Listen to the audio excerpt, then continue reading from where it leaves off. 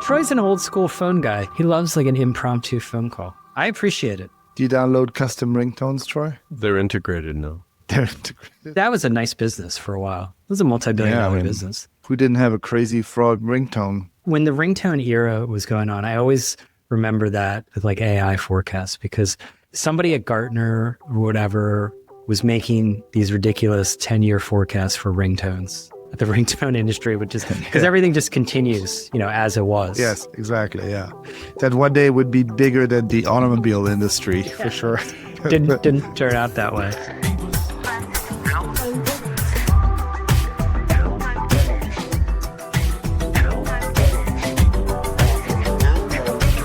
Welcome to People vs. Algorithms. I'm Brian Marcy. This is a podcast about technology, culture, media, and Troy trying to fix the blur on his background. We got a lot to get through today, but I want to start off with... You ever notice that podcasters always say that? That we have a lot to get through today? Yeah, I know. It's like a few housekeeping items. I mean, it's, how would you start it? Like, yeah, I'm the last thing standing between you and cocktails. That's always my favorite at events. If you do use that line, please don't. Troy, give us a little background. You went to Alex's lair. I'm always like, I've called it a bunker, called it a compound. I'm interested in what it's like. So paint us a picture. It was far. It's down a lot of winding roads. I mean, it's really nice out there. I went on a kind of foggy California day. You drive through the vineyards. It's very sort of peaceful, and you cross a bridge and you get to the end of a road, and Alex is sort of this, gleaming house on a hill. And you go in and it smells like, a wood-burning fire and frankincense. And Alex is, one of the original techno peasants. So he has like a lot of gear, including those things that flip like in airports that tell you flight times, connected to the weather. I want one of those. And a beautiful house in the very warm, just kind of felt warm and lovely, and lots of screens, lots of keyboards. Lots of keyboards. And instruments and things. Yeah, beautiful. And then outside he has... Pastoral life. It's really nice. It's surrounded by vineyards. And then outside there's next to the pizza oven is Alex's little studio, which is actually, fairly small and modest, but very well organized. And he's very thoughtful about how he likes his spaces clean and orderly. Okay. Yeah, no, it's a really nice place. And that's like, a classic kind of Sonoma. Well, it's a, big kind of bustling place now with good food and all that. I don't know. It seems like it takes a long time to go to the grocery store would be my observation, or get a coffee or whatever. I mean, nothing is around the corner. You can't walk anywhere. I can't walk anywhere, but yeah. I don't know. I'm always 20 minutes away from something, which is, well, you have to drive. Similar to the you city, can't just walk down the street. It's like living in LA. You should move to a city, Alex. I like cities. I mean, I also live in the city, but Not really. San Francisco's not a city, but we can talk about that later. Wow. Anyway, we do have a lot to get through today. We are going to discuss OpenAI declaring and Sam Altman declaring Code Red. Last month, he had said that there was rough vibes ahead, and we've graduated into Code Red because Google's Gemini 3, by all accounts, is superior to GPT-5, and Google has so many advantages. So we're going to talk about this. I hope to talk about it a little bit about as a character test for Sam Altman, whether he's a deals guy or a wartime leader, because he's going to be in the muck now. And then we are going to talk about the drama that is still unfolding. It's well into week 2 now of the Olivia Nuzzi saga. This is a great scandal, and I got a note from a British listener about why we should enjoy it. And American journalism is just too uptight about these kind of scandals. You got to enjoy them. In another non-scandal, we have Silicon Valley and the East Coast media back at each other's throats. The New York Times devoted 5 reporters in 5 months to an investigative story about David Sachs' obvious conflicts of interest as the AI and cryptos are, while having many holdings in companies in this space. And as well, obviously, he has Many associates that stand to benefit. Well, your bias is clear. I tell the truth. That's one way of presenting it. Okay, well, we can get into it. I know how you feel about hit pieces, Troy. Also, media companies are dabbling with Substack and even Patreon. And I know Troy has strong feelings about why this means nothing. And finally, AB is coming to discuss Bending Spoons, the Milanese software /PE mashup that is collecting an island of misfit toys with Eventbrite, AOL, Vimeo, Meetup, and Evernote. I'm excited for this, guys. Awesome. I think AB should dress as Santa for the holiday party. Oh yeah, the holiday party is first of all, two things. One is, are we going to reveal AB at the holiday party? I think either as an elf or a Santa. He's 5'10". Yeah, he'd be great. I don't know. We'll leave it up to AB. Alex, are you coming? No, I don't even know when it is. He's asked this 5 times. He's not coming, Brian. December 15th. December 15th. It takes him a day to get from his house to the airport. Okay. I mean, well, yes. You can copter. No, I mean, it's hard for me to travel across the country in that short notice. No, you just get on, you just sit down, and then like 6 hours later, you stand up and you're somewhere else. Oh, I would love to come. I think, the ROI for me is not there yet. Oh my God. Rude. All right, mean, let's you guys are going to be making deals and shaking hands and kissing babies. Deals. I don't get anything from this. Troy's not letting me smuggle in enough ad ops people. I'm just like the, kind of like the... You're the gimp from Pulp Fiction. Yeah, exactly. Or the hairy boy from like those traveling circuses. Like, look at this guy. I don't gotta get anything.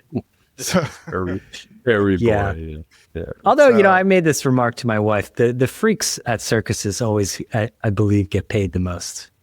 Like you can have skills, but like there's a lot of people who can swallow a sword, but there's only one hairy boy. It's pretty clear that I don't get paid anything for this. All right. Yet, when are we getting some sponsorships? In the new year. In the new year. I'll read anything. I'll fucking really? Sell my soul for this. I've completely turned around. Alex, I actually have a paid promotion from the GOP. Would you mind reading it? Yeah, sure. Anything. It's like those cameos that were a thing for a moment. Let's talk about OpenAI. Sam Altman declared this code red. As I said, he said that they're going to shelve a bunch of projects in order to focus on ChatGPT's speed, reliability, and personalization. Sadly, one of those projects is Pulse, the morning briefing product that you liked, right? I tried it. This is why I should stop trying to engage with these things. When I like it, then all of a sudden you're like, no, we're not focusing on it. Also, weirdly, advertising tools, which that's a bad idea. I think shopping and travel agents, health agents, weirdly, these things all seem like they're ways to make money, which OpenAI is going to have to figure out. They've got sub $20 billion, I guess, in revenue. And the figures coming out of their spending, people are just trying to do the math. HSBC estimated that it might require $620 billion a year in compute and electricity, and that OpenAI could be unprofitable through 2030.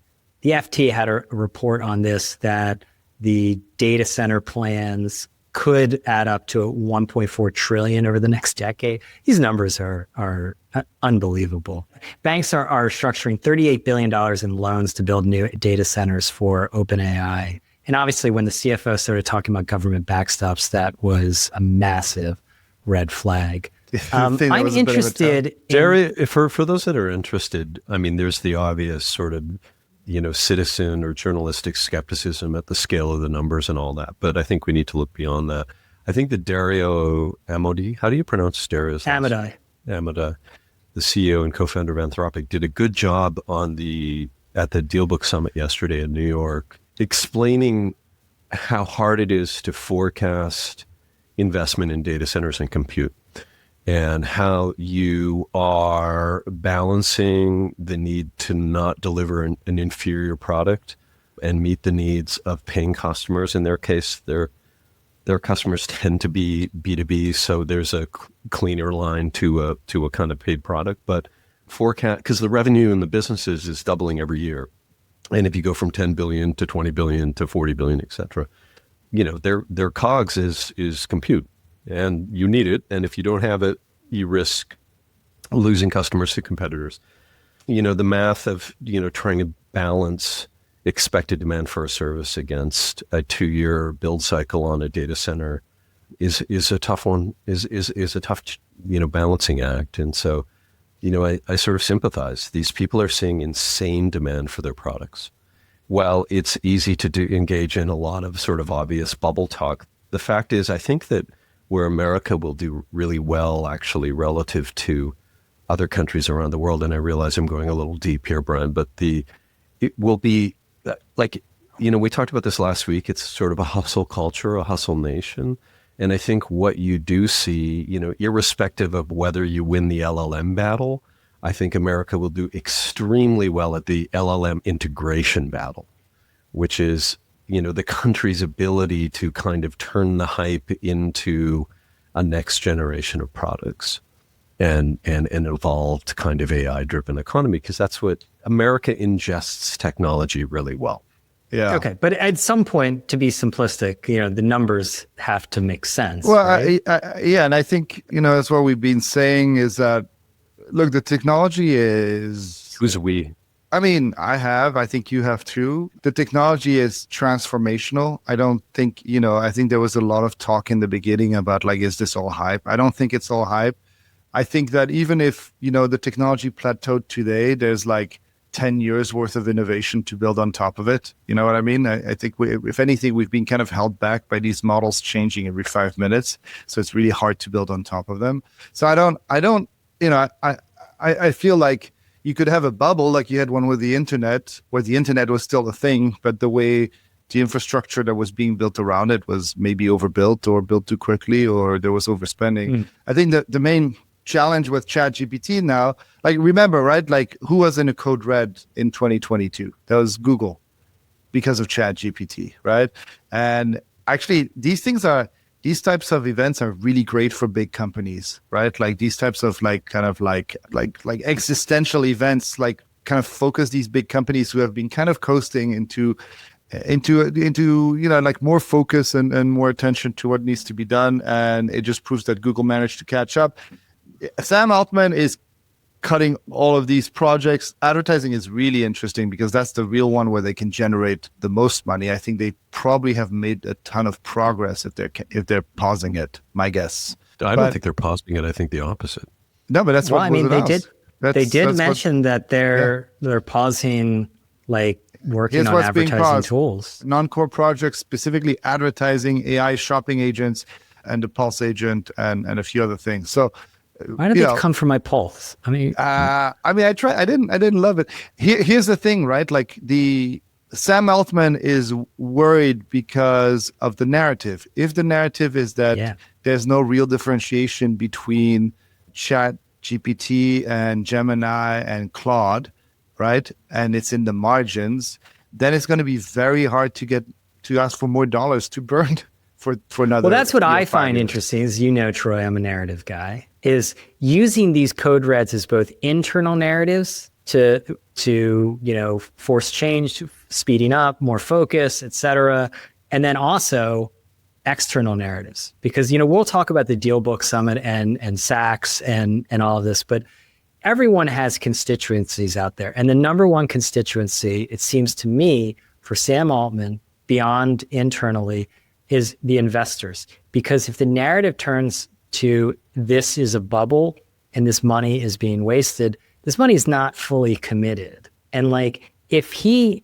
makes all of these commitments, does not have the backing, that's going to be a major issue. Google does not have these issues. Google has the greatest business model on earth. It'll just add another search ad to the results page and generate more compute. So it seems like a pretty major problem that they're facing. I agree. And I think that, everybody was worried about, companies like Apple, falling behind. Apple's actually been rewarded for not burning a bunch of money into AI. And now they're just going to buy it from Google until they figure it out. I think that whole narrative of OpenAI needs to show that they're leaps and bounds ahead of everyone else, and they need to be able to plot that line between today and having AGI.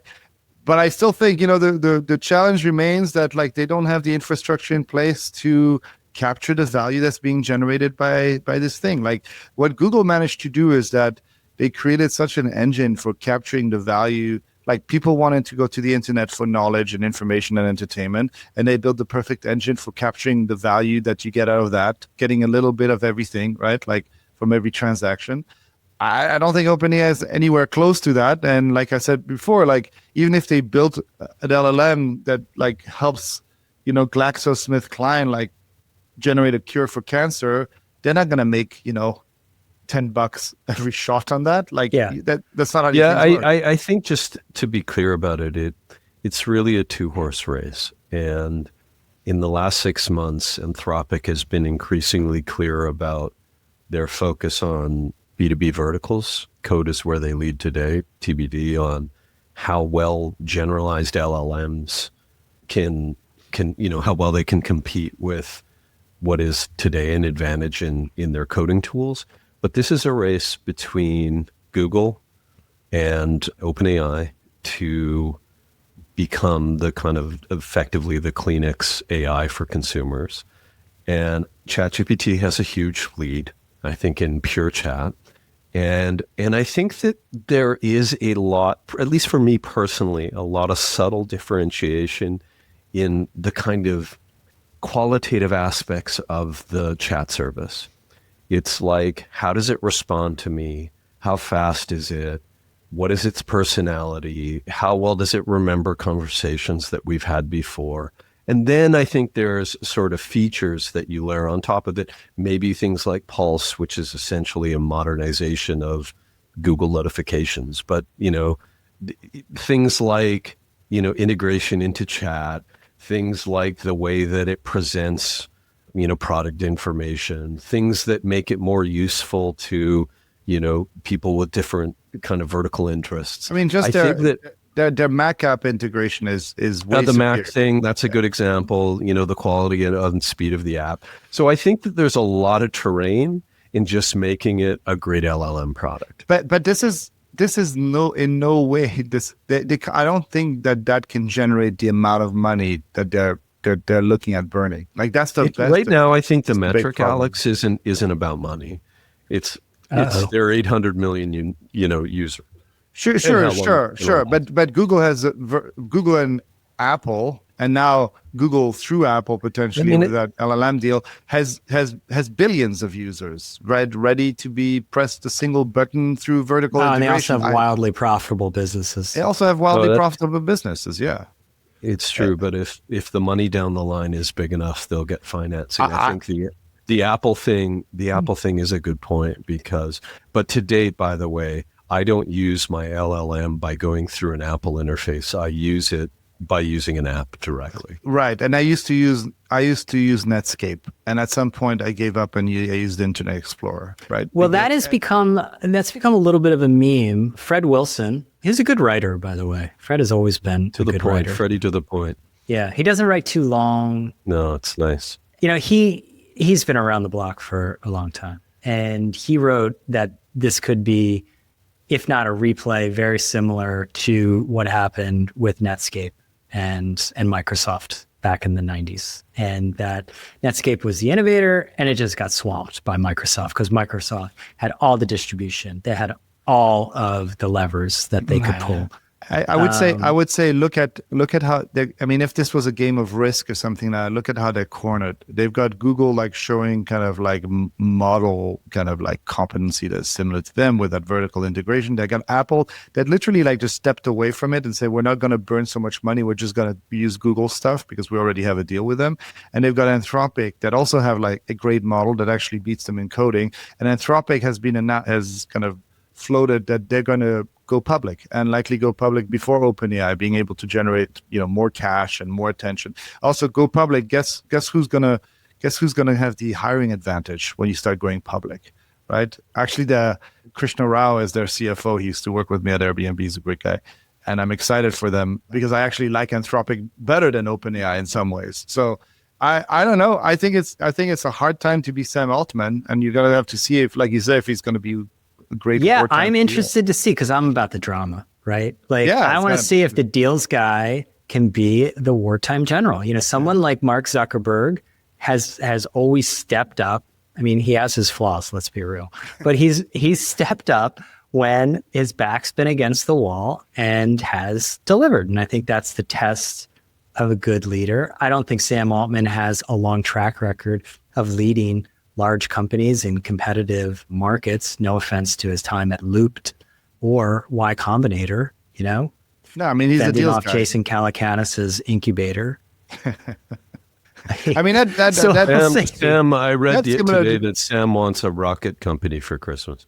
I love that how the distribution frontier is always so elusive and ever changing, right? Like it was like app installs or followers on Instagram or like email addresses.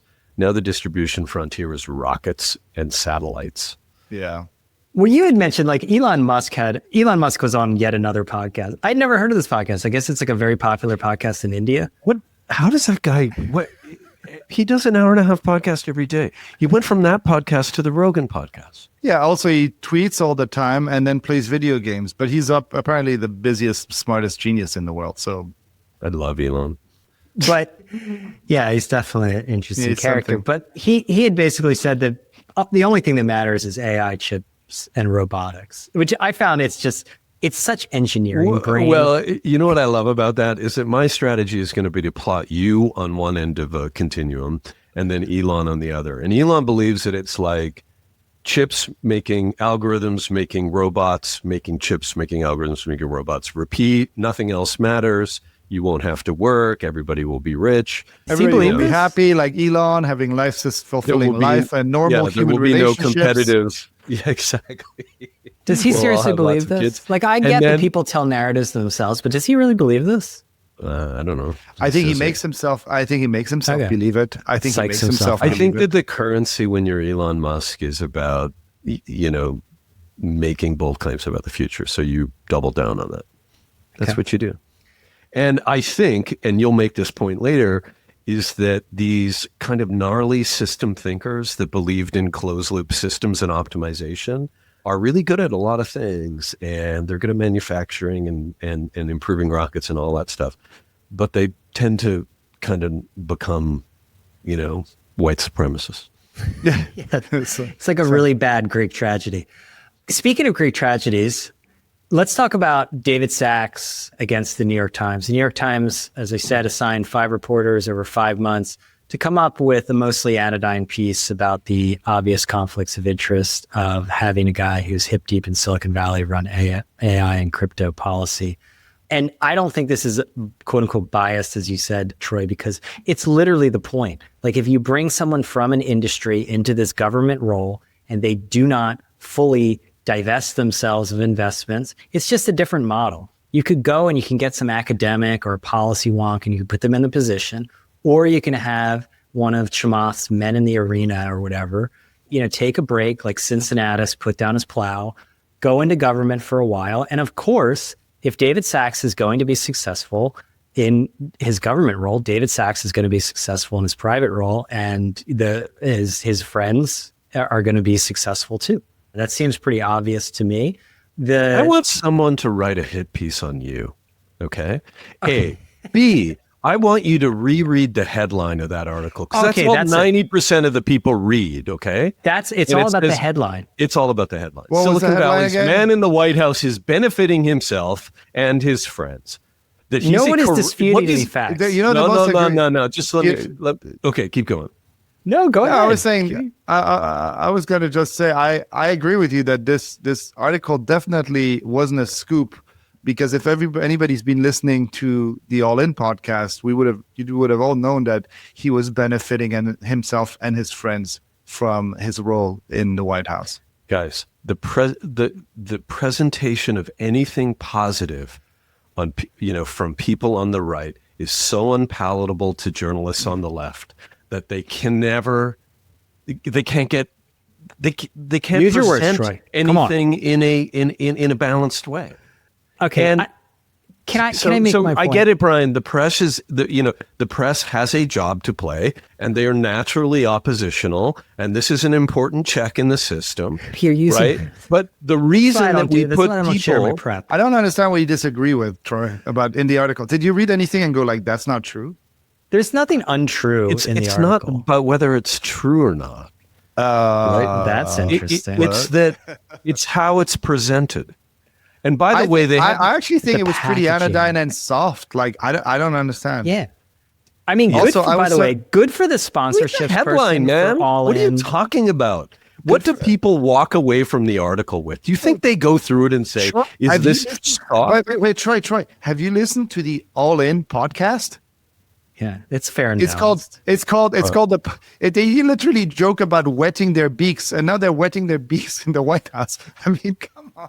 It's all pretty much out in the open. I mean, fine. Like, maybe I think if anything, this article was like, it was anodyne because there's nothing new in there. Like, sure, we all know this is happening. Well, what would happen afterwards is, I don't know if it's one of those Andreessen Horowitz group chats that they have going on, but seemingly all of the sort of self-interested tech elites then took to X to defend the honor of the great man himself, David Sachs, and lambast the New York Times, as Brian Armstrong called it, a propaganda machine. And then 2 days later, he was promoting his appearance at New York Times DealBook Summit. Just chef's kiss. Perfect. But everyone needs their narratives. I get it. And the reality is, this is a standard piece of accountability journalism. And that's why But there was a shocking piece of information in there. There was. Which was? He's 53 years old. Yeah, he does look a lot older than that. I would have said he was a little older.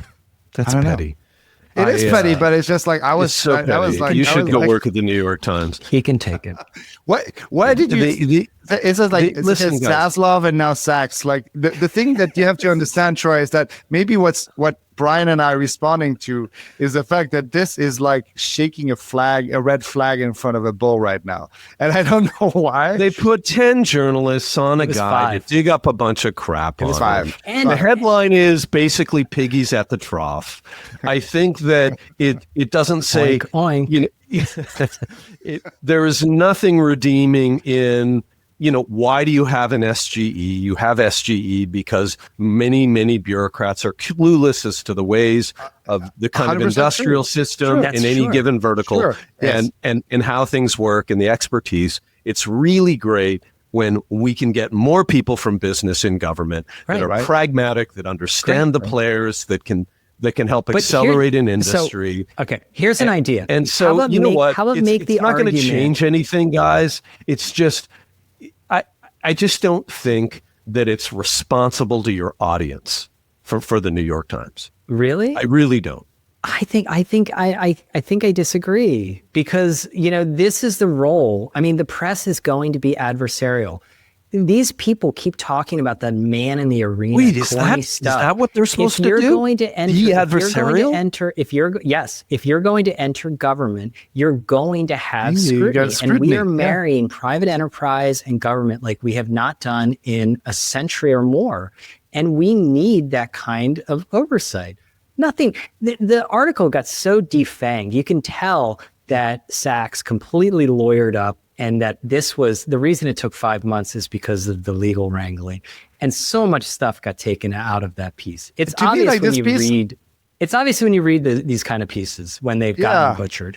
And I was reading this piece, Troy, because you got so upset about it, and I was like, "Oh God, what's in there?" And I was like, holy shit, I knew all of this just having listened to clips. I didn't get so upset about it. I put multiple dots on a line and I say, this is not a responsible media organization.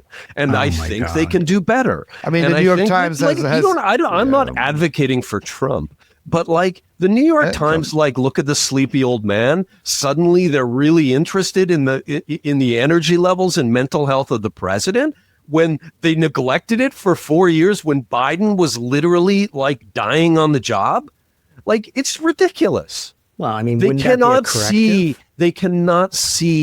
the other side to things. And I think it doesn't do the readers a service. Okay. Let's put a pin in that, as they say. Can we talk Olivia Nuzzi? Nuzzi? I really don't know how to pronounce her name, and I don't want to figure it out. I'm going to call her Nuzzi. I think Dylan, when we had the podcast, Troy and I were on the Grove Room podcast. Everyone should check it out. He called her Nuzzi. I don't know. I don't hear her name mentioned that much. I just read about it. In any case, this is stretching on. It's only been 2 weeks. This feels like it's been going on for a month or so. It's a good old-fashioned journalism scandal. And I got a note about this, about American journalists are so uptight with these kinds of scandals. They should really, enjoy them more.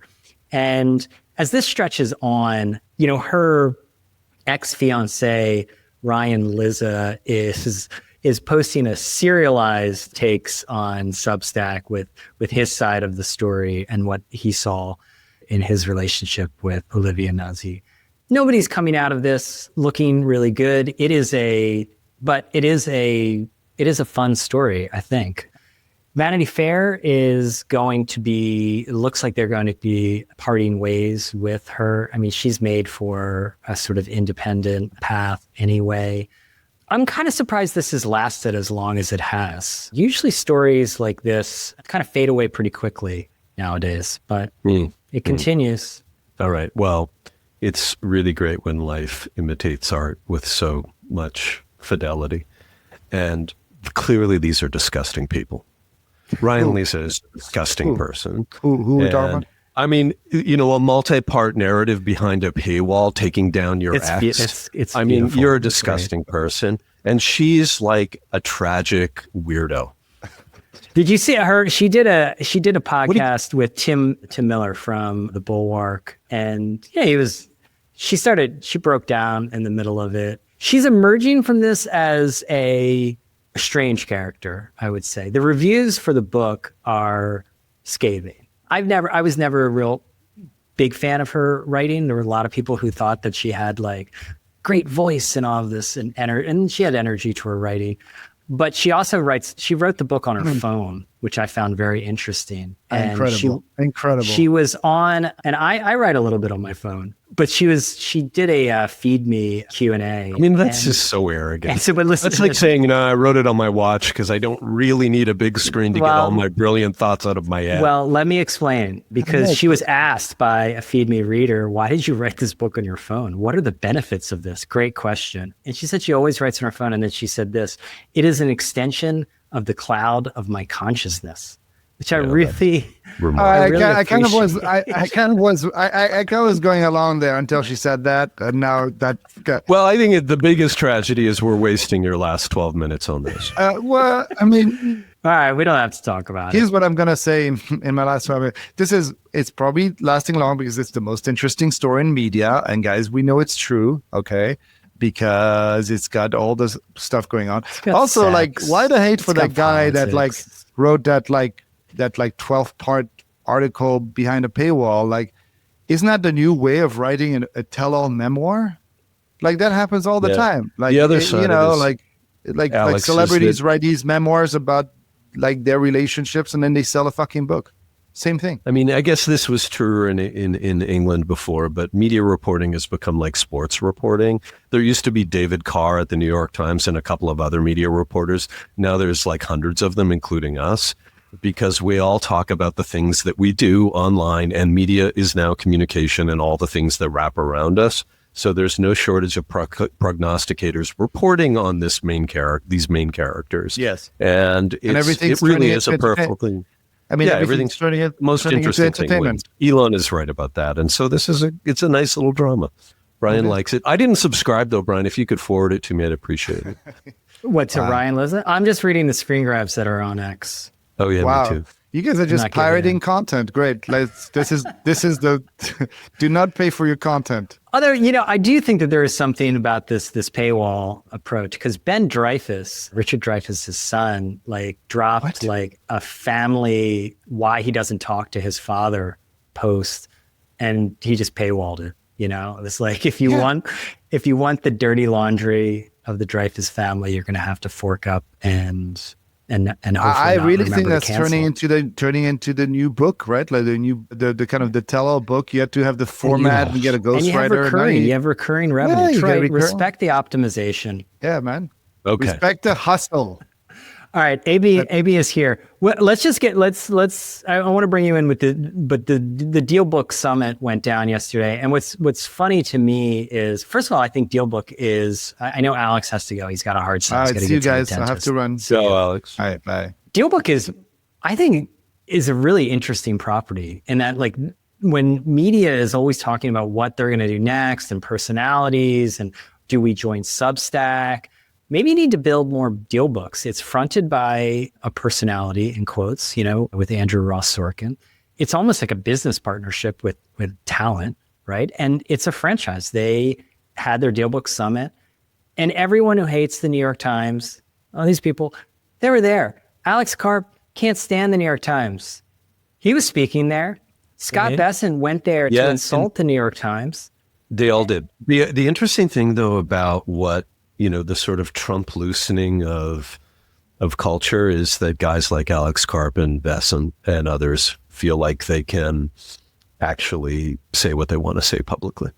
And so events like DealBook are way spicier. Yeah, and they know it's but when I was a kid, Brian, you would never go to a media company's event and openly slag the company. It's just like, it's a different world. Yeah. AB, what were you saying? They do a really good job. Like so many of these conferences, there was one a couple of weeks ago and I wanted to watch one or two of the sessions and it took like 3 or 4 clicks to get to it. And so I think Andrew Ross Sorkin does a really good job of like getting that content out. It becomes news that day from clips and articles and things like that. So it's more about like they want their message out there, and it's as simple, they can pop into New York, talk for 30 minutes, go to lunch and be done. And so I think there's a lot of conferences where people speak at where the information doesn't really get out. Like someone might write an article, might write a blurb, but most of these conferences don't turn into like a bigger megaphone. It's sort of like Kara Swisher's Code Conference. Like some of those clips are iconic now. Yeah. And like Elon Musk's interview last year with Sorkin, like everyone remembers the couple clips where it was like an awkward interview and Sorkin's like pushing him on stuff. So I think it's a place where there are memorable moments, and I feel like now every week there's another conference. And so it's one of these things where they've really elevated the guests, and like, it's amazing. So it's like the place to be seen. And I don't think people care about if it's enemy territory, because in some ways Elon started this kind of antagonistic posturing when he said that Bob Iger could fuck himself. But he told advertisers to go fuck themselves. Sorry, maybe I got that wrong. No, he said, what did he say about, and Bob Iger? I know Bob. It's just that, the classic sort of journalistic formula of presenting you with questions that back you into the corner and rob you of kind of the narrative at a conference are so boring. They're just so boring. And it's what I said to you, Brian, about your interview with that dude about Gen Z news. It's let's get beyond the questions. That it's not.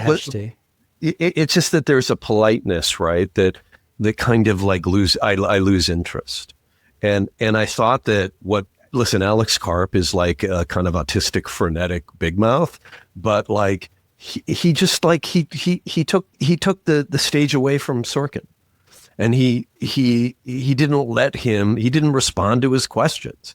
He just kind of talked and completely steered the conversation. And I think that's what's great about the summit. It's just like people go off, and it's good. It makes it way more interesting. And by the way, AB, they had it on YouTube an hour later. Yeah. And they they do a great job. It's surprising that as more of these media companies go into events, the interconnectivity between the live element and how people can consume it is horrible. But they do a really good job.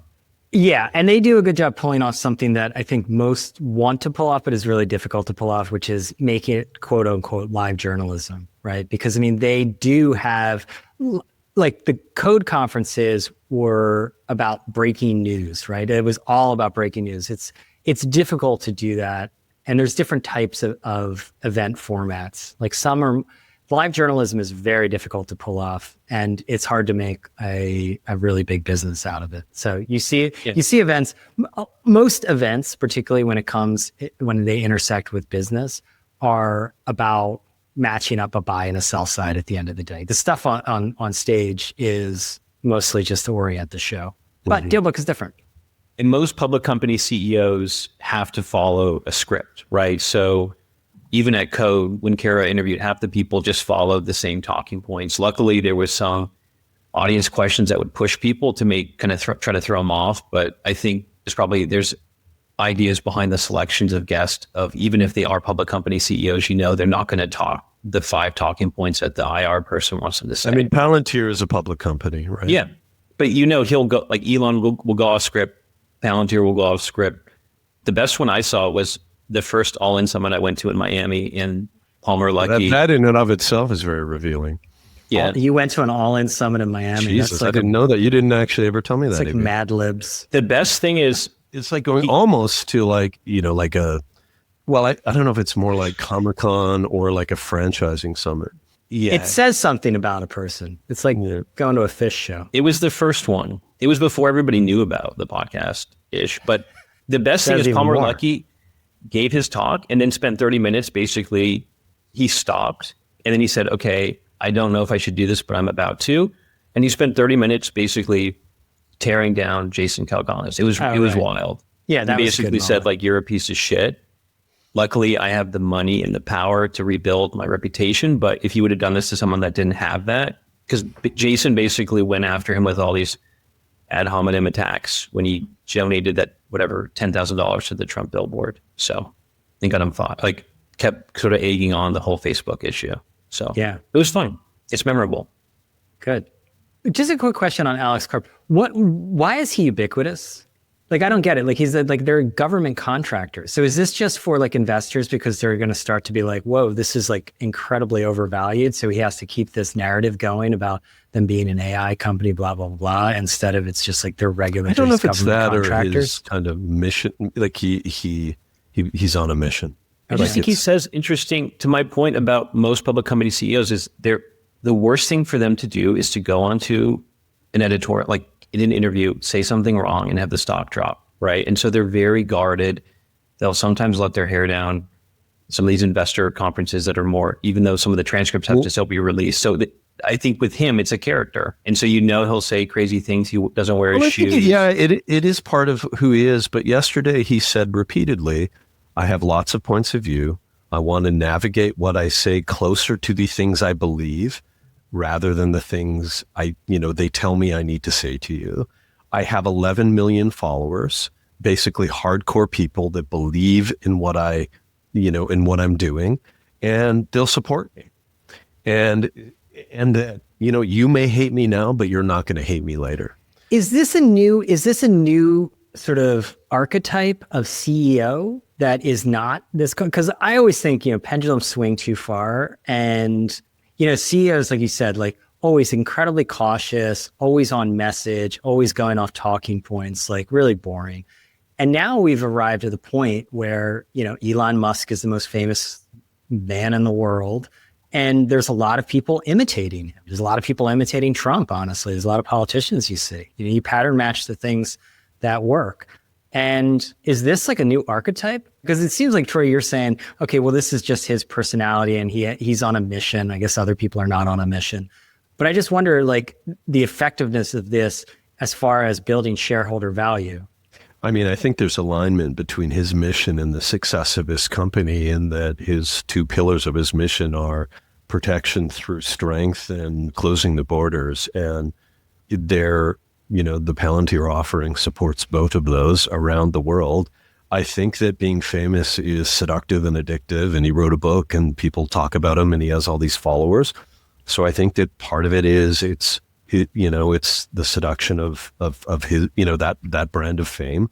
And I think it's probably really good for business. Like, I wonder if the Blackwater guy was like, I should have done this. This would have been a better approach than being in the shadows. Yeah, right. I think it's a good analogy. But to take the other side, like if you're running Coca-Cola or McDonald's, like just get up there and talk about redoing the restaurants or making it better. Like, you don't need to be disruptive. Just like, that's the thing, is these guys are running disruptive companies.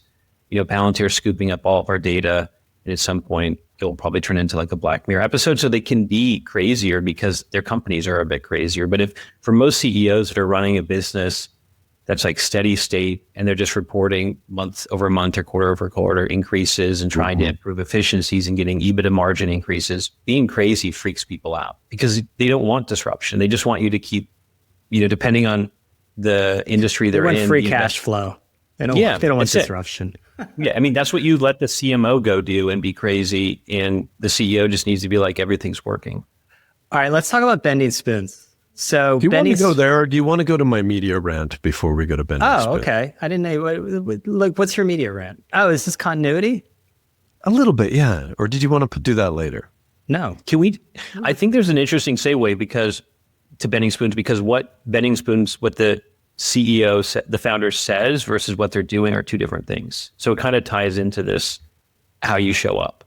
Okay, so tell me about bending spoons, because I had never heard of it until a few months ago. And when I hear it's an Italian software company, but it's kind of like private equity, I'm like, oh, this is strange. And then it bought AOL, and then it has Vimeo, it has Evernote, and it's adding all of these distressed assets, I would call them, large user bases, but no longer on the kind of growth trajectory that they had been on.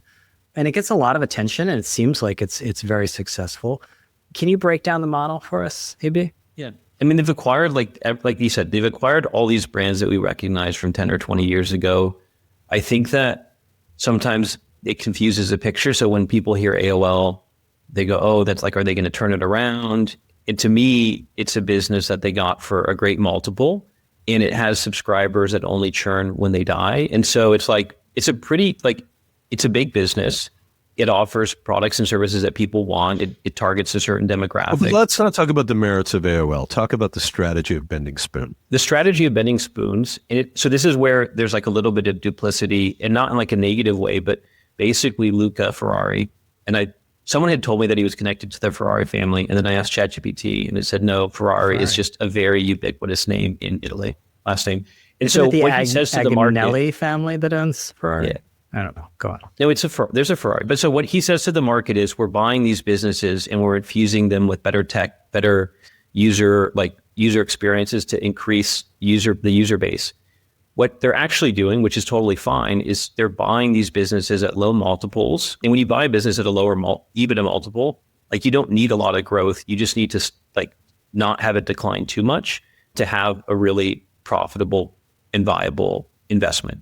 The reason why he, I think, talks about growth and all this innovation and things like that is because their plan is to go public at some point. And so even though he says we're not a private equity firm and we're not all these things, they're effectively financial engineering their way to hopefully a good outcome in an IPO context. And what I mean by that is, say you're buying something like an AOL for middle single digits, so 4, 5, 6 times. If they're going to try to go public and be like a company like Gen Digital is a business that's worth, it has a market cap of billions of dollars, and they own all the antivirus products, all the password keepers. They're trading at 10 times and above. And so what they're trying to navigate towards is, let's go get all these brands that people and that private equity is not going to compete on. Like, there were people interested in AOL, but at a little bit lower of a price. Let's combine all these things together. Let's get some synergies on the cost side, and then take this public and come to market with an innovative, they have 400 million active users, 10 million paying, and sort of have a story about innovation. And we have these great products with significant LTVs, and we're going to grow this. But underlying a lot of it is, like, they just have these products that have very sticky consumer bases, and they don't have to grow them that much to make it a great investment. So how is this different from any other private equity company? They go deeper. Well, most private equity right now is scared to buy this stuff. So they're basically having like a contrarian perspective on it. AOL is a great business. Like, I'm surprised other people weren't that interested in it, but it's just like private equity right now is so afraid of AI that they don't want to touch large consumer media or consumer subscription businesses. Mm-hmm. Mm-hmm. Gen Digital, by the way, is $16.6 billion market cap. All that for antivirus, getting old people to subscribe to antivirus software. You don't need antivirus. You have Yeah, Microsoft antivirus. The scary thing about a lot of these products is that most people that download them don't actually use them. So it's not an AOL specific thing, but most people download them, pay for them, and like 50% of the user base actually never like. How much of the economy is like a scam? I don't want to answer that. Every good business, Bruce. So we'll see. I mean, like 70%. They're going to keep buying. Like I've sold them a couple. They're great buyers, and I think they're going to keep. There's an opportunity here because private equity is so risk off with these types of businesses that they can just keep going. I love that term, risk off. Troy, any thoughts on betting spoons, or do you want to do your media rant? Well, there's always a buyer for something, right? You know, what's amazing, I don't know where to start this media rant, but I feel like we're peak podcast, peak, sort of people talking about shit. You're saying this 57 minutes into our podcast, but go on. Yeah, with uncertain amounts of expertise. And what I've noticed is that there's so much blah, blah, blah about sort of media mechanics, media strategy, how you build a media company. And it's just kind of tiring. And maybe for me, it crested a bit when I read, the well-meaning puck analysis on, media companies going to Substack, which I find so uninteresting, to be honest with you. And then I felt like I needed to pile on and, just be a massive hypocrite.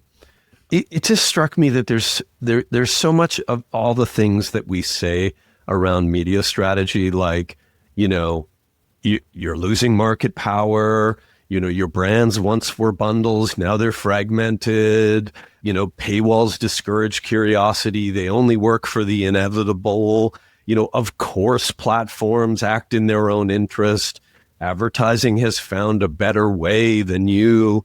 If you think that the answer is branded content in your studio, you're massively deluded, and it's only as valuable as, as a service company. Your point about, don't take capital because your business, can't find leverage to justify it. I think that a hustle can't happen forever. A hustle's important to get in, but it has to sort of institutionalize at some point. And that the bigger picture is digital has been far too dynamic in media. It's just fucking exhausting. It changes too much. And it's really hard to kind of have manageable employee and customer relationships in businesses that are that hectic, right? And so the answer to me is, get small and find leverage. And I was in a board meeting yesterday and I was thinking about what it meant to kind of find leverage in your media business, because if you don't have leverage, you're a services company. And I think sort of closely related to that, Brian, is we talk a lot about creator businesses, but like media brands are really important. Not we'll get to the leverage question in a sec, but just for continuity. And I think that's a really important concept here because, obviously they play a role in kind of reputational consistency. A media brand means something and it's less dynamic than what a person means. And so the brand stands for something. You can exchange talent under a media brand. That's really useful, right? If Ezra Klein disappears from the New York Times, the institution doesn't collapse.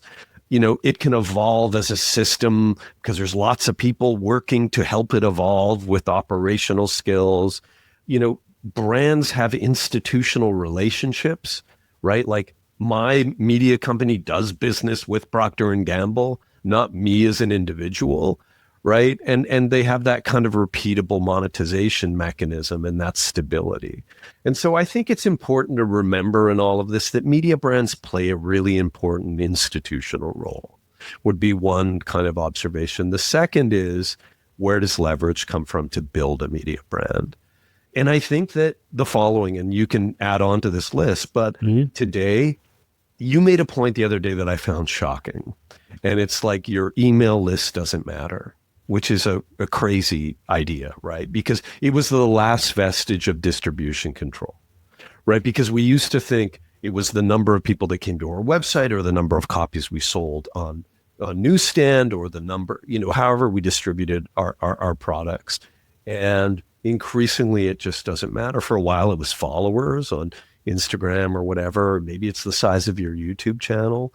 but it feels like more than ever distribution control is fleeting. So you don't get, you maybe get leverage from it a little bit. If you're a streamer and everybody's using you, you have leverage. If you have the streamer plus lots of tech, like Netflix, you have distribution leverage, but increasingly it's a fleeting concept for most people. For the big ones, it's not. But so obviously it's your brand. And to me, that's low multiple leverage, right? Like your brand is only as good as the people under it that say good things every day, that build audiences. Obviously it's your talent. I think that too is kind of low margin, but the talent under a brand, these are all the things that you ought to be thinking about as a media CEO. Like, where does your leverage come from? IP, which is like brand in bits, right? It's like your brand, but it's little bits. IP is really important. I think that's a super high multiple. And you're seeing that in the Warner transaction. Like long-standing legacy IP is worth a lot of money and will be worth more money in the future. And that's leverage. I think that, Mr. Beast will tell you that his products on the stores and convenience stores is a high leverage position, more than followers on YouTube, because they're there, they build habit. I think that so products can be high leverage. I think event franchises can be high leverage because they're repeatable annual behaviors. Obviously, low churn paid relationships, what you guys were just talking about, right? Like you want something that looks more like my mother paying for Symantec than you do, my son paying for Apple TV, right? Like stuff people forget. Those are high multiple. Rights are really interesting because they are the highest leverage asset, especially in sports, but everybody's realized it. So they're super expensive.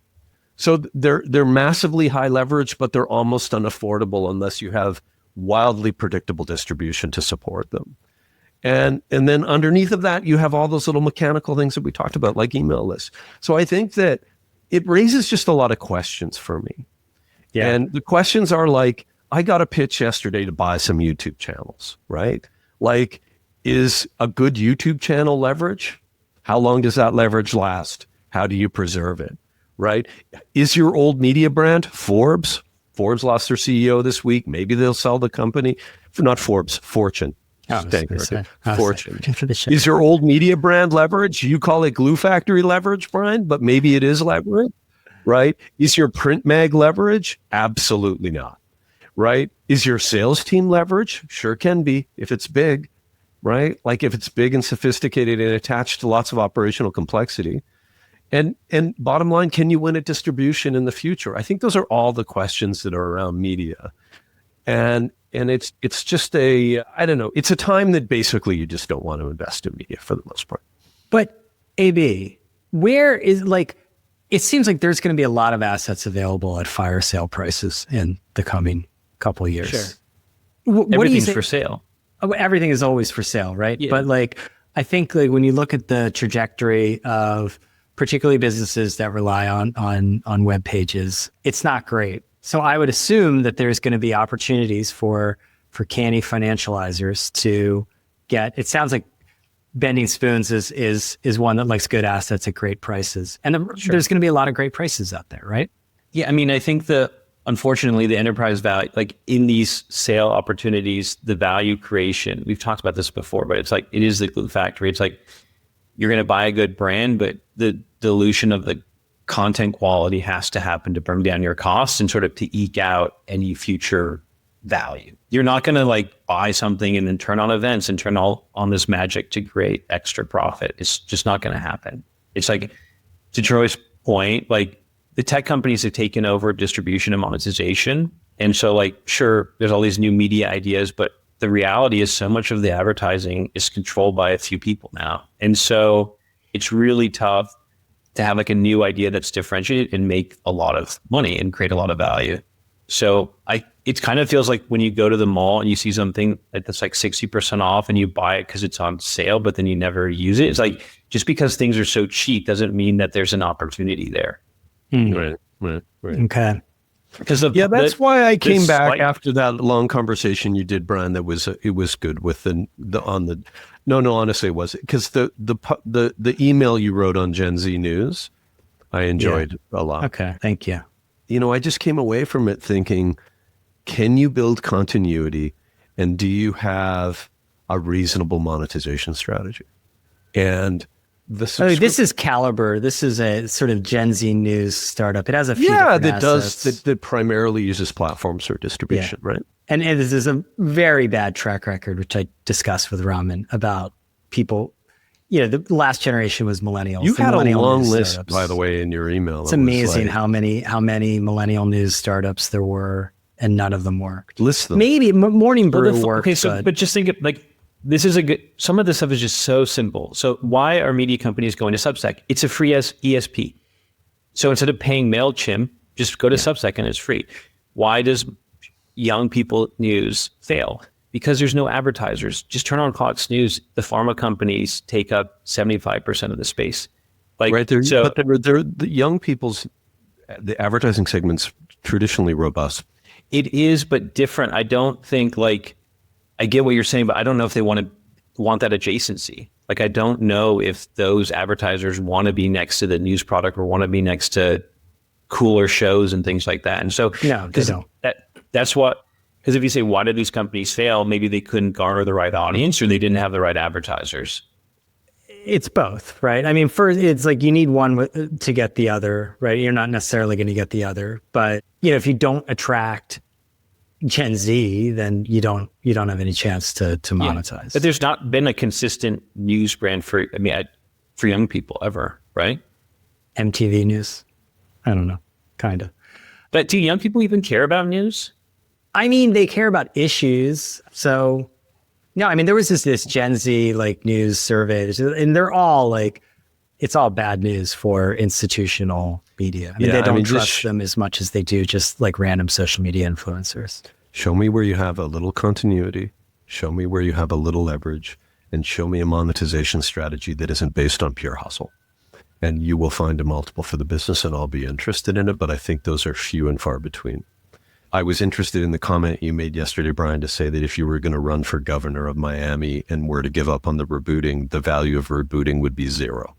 It was going to be the mayor of Miami Beach. You should just do both. Well, yeah, it's an unpaid job, so I would have to do something. The one thing I would say to Troy's point is a lot of these things that are creating value are sort of hidden. Yes, that one guy that raised money came out with a $450 million valuation or whatever, but a lot of the businesses that are doing interesting things and making a lot of money, not that it's a secret, but they just don't post it for everyone to know. So some of these YouTube channels have extended that brand. I like it. I just don't get it, because that's the diary of the CEO guy that raised it, and there's a lot of financial bullshit in there. But it's the same as Chernin putting fairly big money down on something like the Crime Junkies franchise. What's the name of that company? Audio Chuck. And I think, it's a cool product and they have a cool business. My question is, can you get 2, 3, 4x your investment out of it? And I just don't know. I just think it's higher risk capital than I would typically deploy. And I don't know if I like the risk. That one's interesting, not to get on it, but it's the most listened to podcast. And you have this really focused audience of women of a certain age, and they have an app and there's ways to start to do other types of that thing to me is really exciting because it's a specific content niche, and you have this rabid audience who just wants more and more, and they have content that doesn't always live on the podcast that they could cut up and put it on the app and stuff. But yeah. All right, let's get to good product. Okay.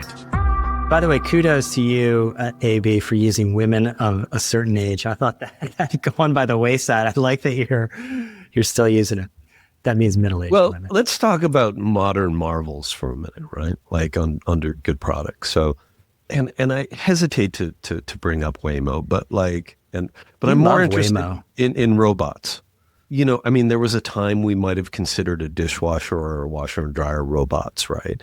Maybe a vacuum, but certainly all marvels in their day. And I guess what is a robot? And a robot is a mechanical thing with a brain. Some kind of brain, right? Would that be a fair definition? You mean software? Software, brain, whatever. It does something without, you having to specifically hammer a nail. It's has some agency. Anyway, how many robots do you have in your life right now? What would you call a robot? I don't know. ChatGPT. We call it a robot. Yeah, but it's not a mechanical thing. Oh, I don't have any mechanical. I don't use it. I have one of those Eufy, whatever, the Roomba knockoff. That would be the most popular robot in the world, probably. Yeah. The Roomba. So I think I've had a couple encounters. The Waymo is just a better, and I really hesitate to say this because it's going to mean less options for a lot of people to make money, but the Waymo's a way better product than Uber. Just is. It's a better product. It drives better. It smells better. It has better integration with my phone. I can have better conversations. It's just better. And so it's going to win. And so I did, it's winning in San Francisco, and it's going to win in every city it goes into. And so I think my only other robot friend is my Japanese toilet. And Japanese toilet? Yeah, it opens when I walk in the bathroom. Yeah, I've it senses me, and it has a light that goes on. So you can walk in there at night if you have to go to the bathroom, and everything's sorted out. And so that's a very significant benefit. Is it like the full toilet, or is it just that seat attachment that they sell? It's the full toilet. Oh, wow. Yeah. You do get luxury. addicted to the extra cleaning. I have to say it's nice. Yeah, it's got vacation mode. It's vacation mode. It's great. It's great. And this isn't really a robot, kind of a robot, but I went on an amazing mountain biking ride at Tamarancho above Fairfax in Marin County. I hadn't ridden that kind of mountain stuff since I left Mill Valley. So it's been 8, 9 years, 10 years, maybe longer.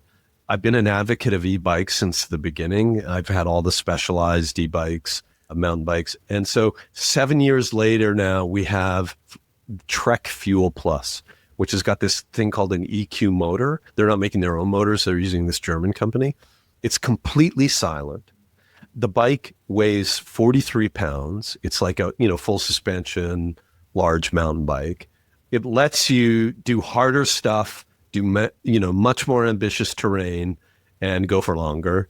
But it's still really good exercise, and it's incredibly fun. And it's a great, great, great product. Is that a robot? No. I don't know if it's a robot because I'm steering it, but it's a robot kind of. I guess that was, a bit of a fail. Anyway, the other thing is that I think the show that people will talk about this season, and enough people have gone on about it, is Pluribus.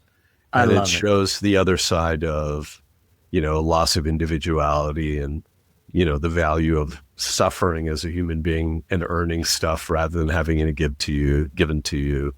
And a really great comment on, the coming culture of technology, big data, algorithms, all that. It's really, really kind of... Yeah, and it was in the works for a long time, and so it's not about AI, and people think it's about AI, but it could I think it's it might be a better construct than it is a show, but we'll see. But it's a really great idea. I like it. It's a good narrative. That's it for this episode of People vs. Algorithms, where each week we uncover patterns shaping media, culture, and technology. Big thanks, as always, to our producer, Vanya Arsenov. She always makes us a little clearer and more understandable, and we appreciate her very, very much. If you're enjoying these conversations, we'd love for you to leave us a review.